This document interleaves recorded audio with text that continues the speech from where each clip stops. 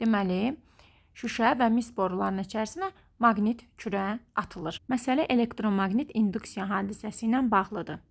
Qapalı naqillə hüdudlanmış səthdən keçən maqnit seli dəyişən zaman konturda maqnit selinin dəyişmə sürəti ilə mütənasib induksiya cəryanı yaranır.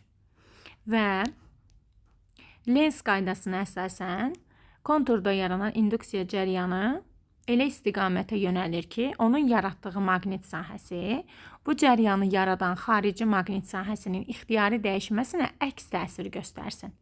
Məhz bu səbəbdən borudan maqnit keçdikdə maqnit seli artır. Delta fi bölünsün delta t dəyişməsi müsbət olur. Onda həmin o mis boruda yaranan induksiya cəryanı elə bir maqnit sahəsi yaradır ki, bu cəryanı yaradan maqnit sahəsinə əks təsir göstərir.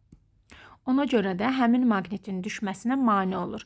Yəni, mis boruda bu maqnit gec düşəcək, amma şüşə boruda şüşə onsuz da dielektrikdir. Orada hər hansı bir induksiya cəryanı yaranmayacaq.